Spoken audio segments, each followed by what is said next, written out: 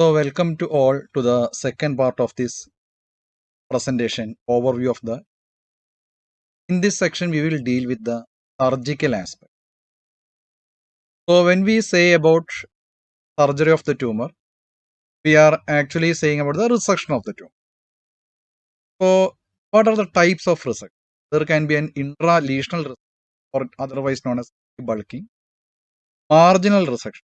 Marginal resection, this tumor will have a reactive zone, and this reactive zone will contain malignant cells.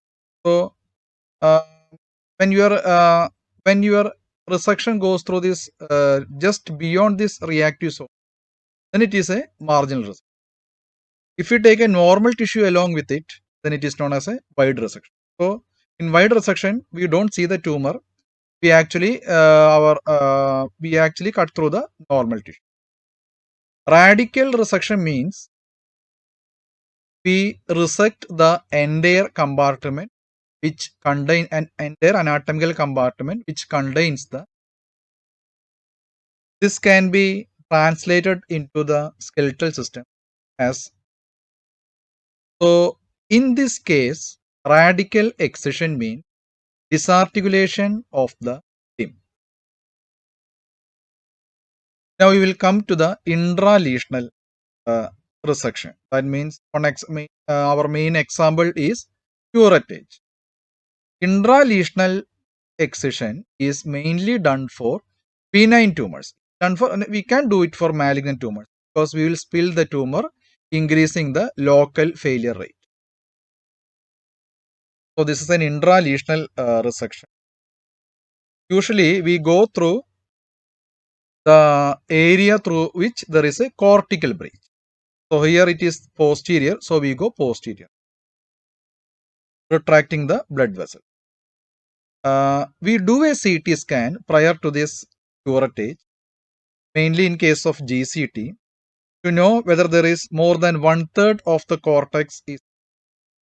If more than 1/3 of the cortex is destroyed, we prefer reconstruction instead of curettage. So this is a soft tissue operculum overlying this along with the biopsy scar. So we also excise the biopsy scar along with the surgical specimen because there will be seedling of the biopsy tract during your biopsy. You have to excise the biopsy tract. Actually, this excision of the biopsy tract is important because when you take a biopsy, if you make a long incision, the oncologist, oncosurgeon has to excise the wall scar, which will further necessitate plastic surgery reconstruction. So always think before taking a biopsy. For example, most of us do the shoulder trauma through the deltopectoral approach. So while taking biopsy, we tend to take biopsy through this deltopectoral approach. But the problem is that you are encroaching a vascular plane and that will increase the chance of mets getting into the vascular stream and contaminating a vascular zone. You can't excise a vascular zone. So it is better to take biopsy through the anterior portion of the deltoid. Although you will have to sacrifice the anterior portion of the deltoid, but it is much better than the sacrificing a vascular. So we usually prefer CT guided biopsy so that our scar mark is very minimal, very easy to excise that biopsy. Now coming to extended curettage. What is this extended curettage? Extended curettage are means by which you can increase the penetration of your curettage by physical or chemical means.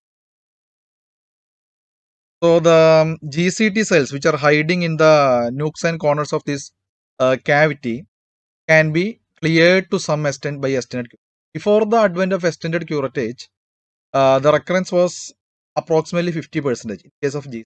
After the advent of extended curettage, when we did a study here in our institute, the recurrence is around 8 to 10%. So extended curettage will bring down the recurrence, especially in case of Jain cell tumor.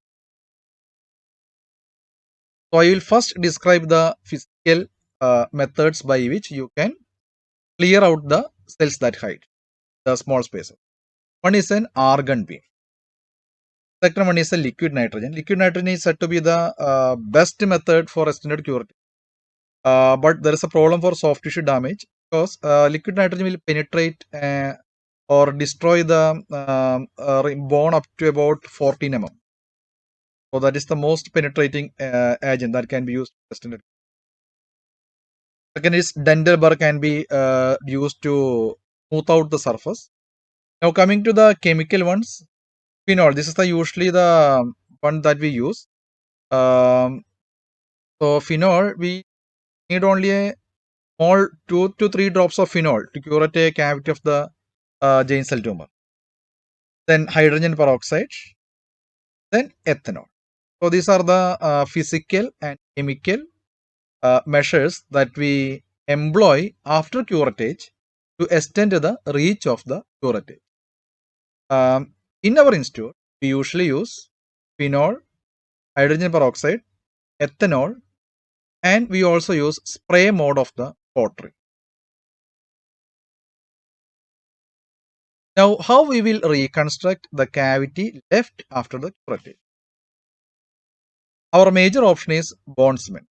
So this is a case of proximal tibial GC, which was filled with bone cement. Next option is allograft. We usually preserve the femoral head that is excised after the hemiarthroplasty. The markers are negative, and we will morselize it and inside the cavity. So this is a case of intraosseous ganglion of the proximal tibia treated with the curettage and allograft. Next is reconstructing with autograft.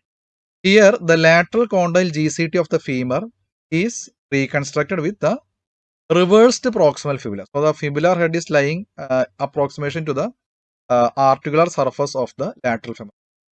It can be done only in the lateral femoral condyle. Anatomical peculiarity of this lateral femur.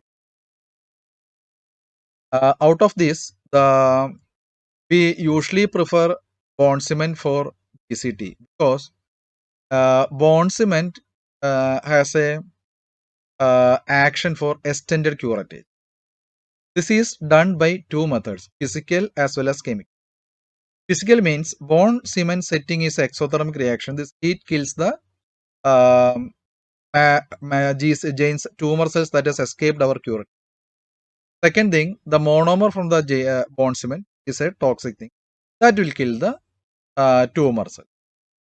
And we have in our study this also it's also proved that the recurrence is very low in cases treated with extended curettage with bone cement compared with the extended curettage with the bone graft. These are our other reconstructions. Reconstruction of P1 using the fourth metatarsal. Now here you can see a Jain cell tumor of the near the sacroiliac joint, curated and fixed with fibular graft and with the pedicle screw. Another reconstruction that we usually do is for distal end of radius. We excise the distal of radius.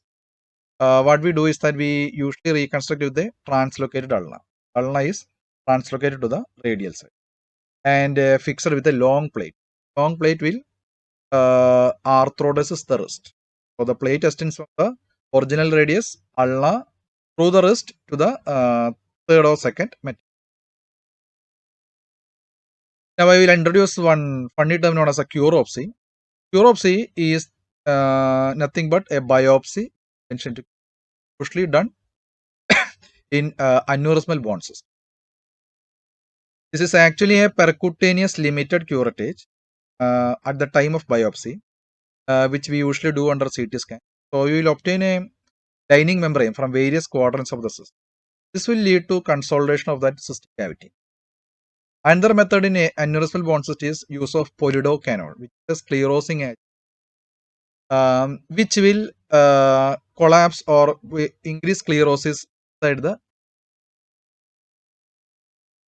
Another intralesional treatment is radio frequency ablation. This is usually done in case of an osteoblastoma, and meant as a palliative measure. The gold standard treatment in osteoblastoma is radio frequency ablation. You can see here, it's a osteoblastoma in the femur. You approach through the opposite cortex towards the lesion. So there is we drill towards the lesion. We usually approach to the opposite cortex because the probe, the RFA probe that we introduce should remain inside the bone. Otherwise, the remaining surrounding soft tissues get burned. So what we use is a microwave. The energy used is a microwave. We drill towards the this cystic cavity, nidus. We place a outer tube, introduce the probe, and then we can adjust the wattage as well as the minutes for which this can be kept. This wattage and minute are these are determined by the size of the cavity that we can measure. Of course, we do this procedure by giving by making the patient lying under the CT machine, and anesthesia is given in the CT machine. So this procedure is not done in the theater. Procedure is done in the CT machine inside the CT console. So the anesthetist machine and anesthetist should be there during the procedure. Now coming to marginal excision. Marginal excision is again a treatment option for benign tumors. This is done in case of expandable bones like see here the bone, the GCT of a fibular head is excised. Excising fibular head is a very messy process because there is a trifurcation of the vessels. Now see here the osteochondroma of the distal end of the femur. So this is the picture after the excision of osteochondroma. Now coming to our next topic, that is the wide local excision. How wide should be your wide excision? It's very controversial. So there are certain papers saying giving some clarity to the concept of the margin of this wide excision. So we will come to that. Wide excision is necessary because this is to prevent the local failure from satellite and skip lesions. Satellite lesions are lesions that are seen in the reactive zone. Already told that reactive zone contains tumor cells. Skip lesions, to say a skip lesion, there should be a normal tissue between the main tumor and the skip lesion. So it will be skip lesion. So while doing a wide excision, your surgeon's knife should go through the normal tissue. He or she should not see the tumor during the surgery. If once the surgeon sees the tumor during the surgery, it is a tumor spillage, will increase the chance of local recurrence. Sarcomas usually respect anatomical borders, is unlike the carcinoma. So they will remain inside a single compartment. Sometimes, mostly, we diagnose these sarcomas when they become bicompartment. So see here, the cartilage forms a good barrier to tumor extension. The physeal plate, this is preventing this tumor going into the epiphysis. Here also there is a high-grade sarcoma. The articular cartilage is. So this will allow us to do a intra-articular resection of high-grade sarcoma. But beware of the ACL involvement because the tumor can spread through the ACL. In that case, see here, the tibia, the proximal tibia is also excised along with the distal femoral part. So this is an extra-articular resection. In case when ACL is involved by the tumor cell.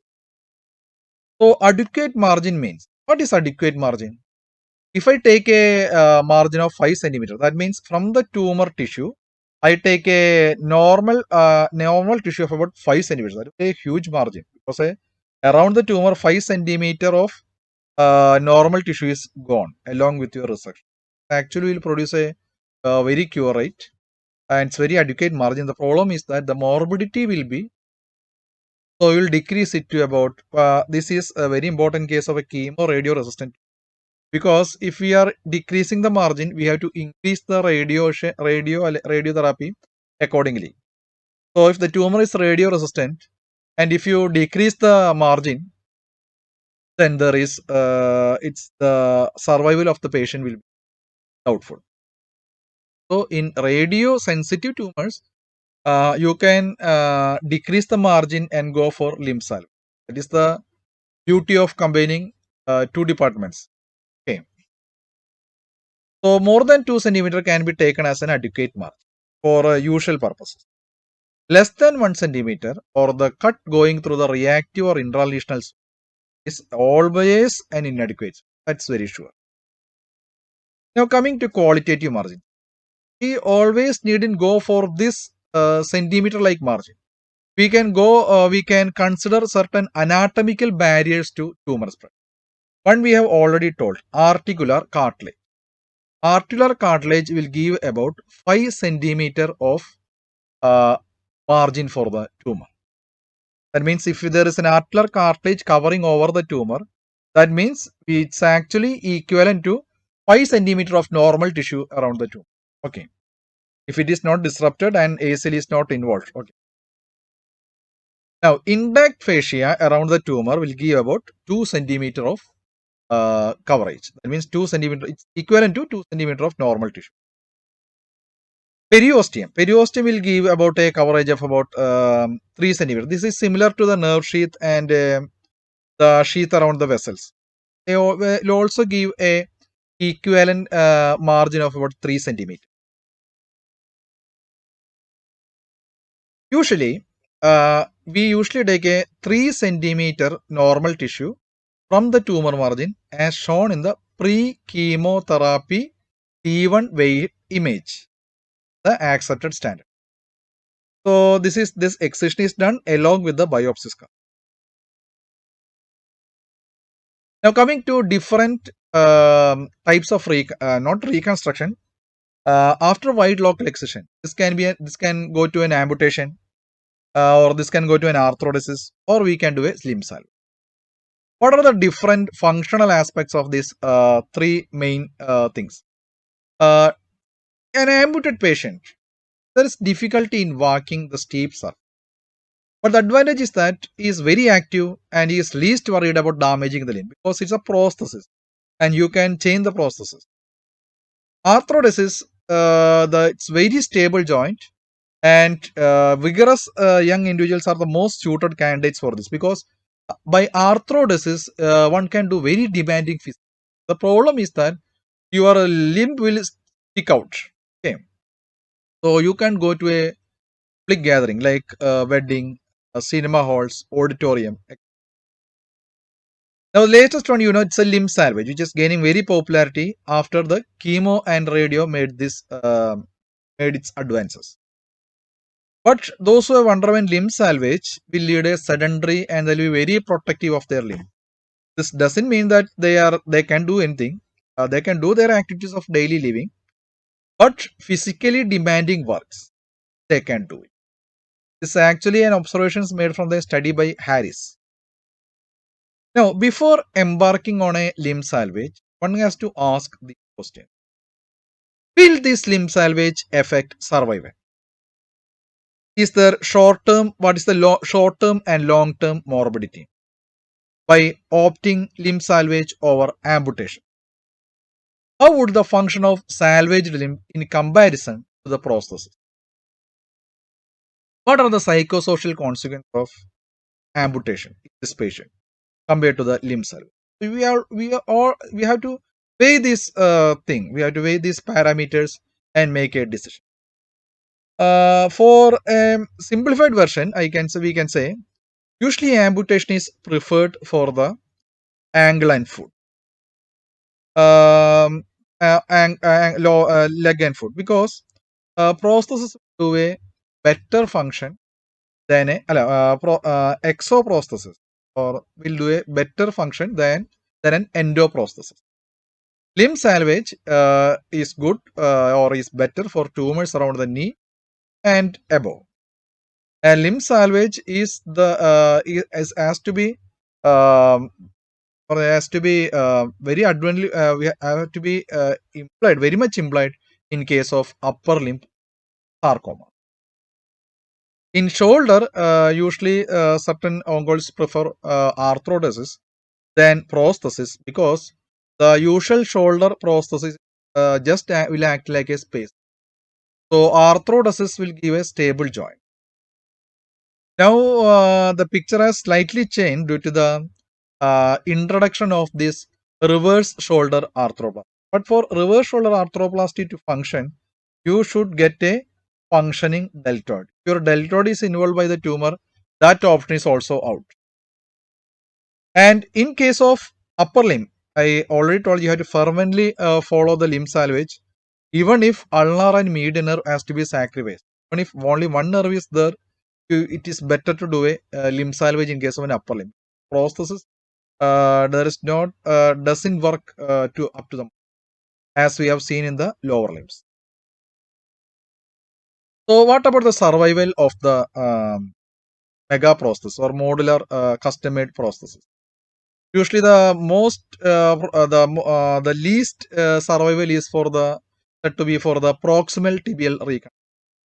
Proximal tibial reconstruction is also a difficult one for an orthopedic oncologist because of these three problems. One is trifurcation of the vessels. You have to dissect and ligate the anterior tibial. Second is you have to reconstruct the extensor. So when after reconstructing this extensor mechanism, that means to tie the patellar tendon towards the prosthesis. We usually use polyethylene, ultra high molecular weight polyethylene suture material for tying this patellar tendon to the prosthesis. And we usually do not start flexion until the extensor lag is completely out. So after correcting the extensor, we start on flexion. This case, proximal tibial reconstruction. The third one is soft tissue cover. We know tibia is a bone that is subcutaneous. So along with the tumor, you may lose some skin. And after prosthesis, there will not be much soft tissue coverage. So in that case, we usually in all case of proximal tibial reconstruction, we have to take gastronomy. Now the second most second most survival is in the distal femoral reconstruction. Surviving one will be the proximal femoral reconstruction among these three. Now we will talk some words about rotation plasty. Rotation plasty is usually done in case of a pediatric patient. So when there is a tumor in the lower limb, the segment of the limb with sometimes with the knee joint is removed, and there will be only a connection of nerve and vessel between this proximal part and the distal part. We usually do this procedure in pediatric because in pediatric, if we place the prosthesis will not grow along with the column. So after this, we anchor the distal segment towards the proximal one. In this, the distal segment is rotated so that the heel of the foot faces anteriorly. So your heel is facing anteriorly. What happens then? The angle acts as a knee joint. Your dorsiflexion or your plantar flexion becomes the knee extension. Your dorsiflexion becomes the flexion. So this is, you can see the effect of rotation. You can see the heel is facing anteriorly. So this is his new knee joint. So plantar flexion is knee extension and dorsiflexion. Dorsiflexion becomes the. Now this is fitted with a prosthesis. So you can see him climbing the stairs without much difficulty. So although this may seem as a very awkward procedure, functionally this bears a very good result.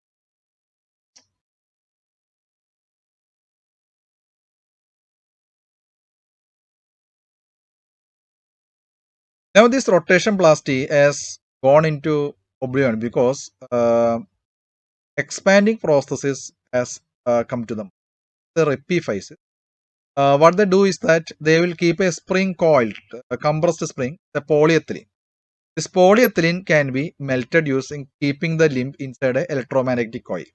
So when the opposite limb grows, electromagnetic coil is applied over this limb is kept inside the electromagnetic coil, and 0.5 to 1.5 centimeter is elongated by melting this polyethylene. So the spring will expand. Now this is another procedure that is done in a pediatric age group, osteoarticular alloy. So when there is a osteosarcoma in the distal femoral physis, you can see there is uh, a physeal plate that prevents the osteosarcoma approaching in epiphysis. So you remove this osteosarcoma along with the part of the femur and replace it with a allograft. Here the epiphysis is still there, and you can see a plate holding the allograft along with the proximal part, and four screws holding the epiphysis towards the allograft. So this will give some growth, some growth potential. Now we will coming to the extracorporeal radiation or resection, wide local resection, and extracorporeal radiation. What is this method? So see here, there is the chondrosarcoma affecting the diaphysis of the femur. So this is the lesion. We do a wide local excision of the tumor. This is the wide local. We send this tumor packaged in a sterile case to the radiotherapy department. Now this tumor is irradiated at least I think about 50 gray. 50 gray of radiation is at a single dose, not a fractionated dose, as I already told in the radiotherapy class. Single dose. So every living cell will die. So what we get is a dead bone. So this dead bone is fixed towards the remaining part using a implant. So this is known as a wide local excision and reconstruction with an extracorporeal irradiated bone. In our institute, this is very easy because our theater is in the second floor, whereas the radiotherapy unit is in the basement. So just passing the specimen through the lift towards the basement and getting towards the theater will take only about 30 minutes. So in now the another important thing is whether we can opt for no treatment in case of tumor. We can do this option of no treatment in case of tumors, but we can do it in tumor-like lesions. Tumor-like lesions like solitary bone cyst, aneurysmal bone cyst, fibrous dysplasia, osteofibrous defect, non-ossified fibroma, eosinophilic granuloma can be uh, treated by observation alone. If there is massive destruction of the bone, you have to intervene, but otherwise you can observe. This will not always lead to a haphazard situation. Sometimes this may heal by itself. For example, salt resistant aneurysmal bone cyst may heal when there is a fracture. But sometimes we have to do in aneurysmal bone cyst. At present, I think we haven't operated an ABC for a long time. Now we usually prefer polydocanol injection. So we take the patient to the CT scan, put a needle, the blood is coming. This is sent for the biopsy. Through the same needle, we push some polydocanol. The treatment is done along with the biopsy. So if it is an ABC, this will heal with that procedure alone. But in certain cases where the ABC will weaken the peritrochanteric region, which is very prone for fracture, because if you look in the Merrill score, lesion in the peritrochanteric zone gets the highest score. Talking about the Merrill score. Merrill score, you may have heard about the Merrill score. Merrill score is a score that is used to grade the metastasis to the bone to know whether it needs a prophylactic fixation before the fracture. So, by using Merrill score, and if the Merrill score is above 7, we usually use for pain, look for pain, type of lesion, site of lesion, and the size of lesion. So, by these four parameters are quantified, and if it is more than 7, we usually go for prophylactic fixation. So, this will prevent a fracture. But the problem is that many are using Merrill score for grading bone destruction by the primary tumors. Don't fix the primary tumors prophylactically. In a primary tumor, you have to first make a diagnosis, then go for treatment, not vice versa. You do the treatment, send for biopsy. This is not the pattern by which the bone tumors work. If you are so sure that it's a METS, you can go for if already there is a known case of CA breast coming with a lytic lesion in the femur, you can go for a prophylactic fix and go take a biopsy. But you are seeing for a lytic lesion for the first time, and there is no known history of tumor or malignancy in his history. You have to first take biopsy, then go for treatment. Another thing is that the biopsy, it is better to do. It's better to send it for an orthopedic oncologist. You can do the all imaging. All the imaging can be done before taking a biopsy. But it is better to plan biopsy by the surgeon who does the. Otherwise, if the biopsy scar is at a different plane and the tumor is at a different plane, it will be very difficult to excise the biopsy scar along with the tumor. So that is regarding the Merrill score. So this is a paper that we published, tumor-like lesions and their management, a retrospective study of it's our experience about these tumors. And this case, we have seen that this usually these entities will heal by themselves. You don't treat them like tumor. They are causing a fracture, or if they are if they are very large size, you can intervene if very necessary, especially in lower limbs. So the take-home message from this presentation is that this is a quote from the Art of War, which is a 5th century BC Chinese book. If you know the enemy and know yourself, you need not fear the result of 100 battles. If you know yourself but not the enemy, for every victory gained, you will also suffer a defeat. If you know neither the enemy nor yourself, you will succumb in.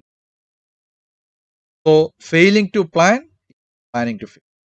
So, know your basics. That is my take home message.